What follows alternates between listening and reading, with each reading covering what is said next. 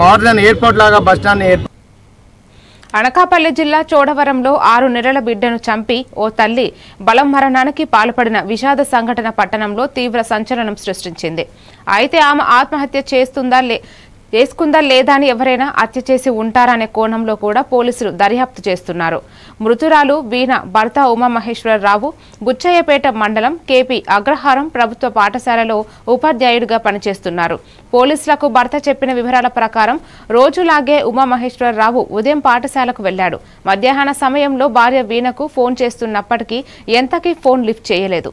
పాఠశాల ముగిశాక ఇంటికి వచ్చాడు. ఇంటి తలుపులు వేసి ఉండటంతో చుట్టుప్రక్కల వారిని పిలిచి తలుపులు పగలగొట్టి చూసేసరికి గదిలో ఫ్యాన్ కు చీరతో ఉరి వేసుకుని వీణ మృతి చెంది ఉండగా మంచం పక్కనే బాబు విగతజీవిగా పడి ఉన్నాడు.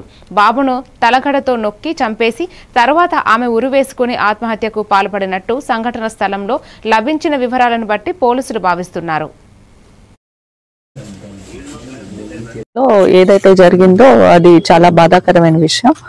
ఒక అమ్మాయి వీణ అరౌండ్ 24 to 25 years ఉంటాయి. ఈమె వచ్చేసి వాళ్ళ baby 1 year baby 6 months old బేబీని తను స్మోటర్ చేసి తను సూసైడ్ చేసుకోవటం జరిగింది. దానికి సంబంధించి వివరాల్లోకి వెళ్తే వాళ్ళ పేరెంట్స్ స్టేట్మెంట్ ప్రకారం కట్నం వేధింపులు ఉన్నాయి అని చెప్పారు. దాన్ని బేస్ చేసుకుని ఈరోజు 304B section 3 and 4 DP act register చేయడం జరుగుతుంది. దాని ఇన్వెస్టిగేషన్ ఇన్ ప్రోగ్రెస్ ఉంది. ఏదైనా ప్రోగ్రెస్ ఉంటే we will update. Thank you.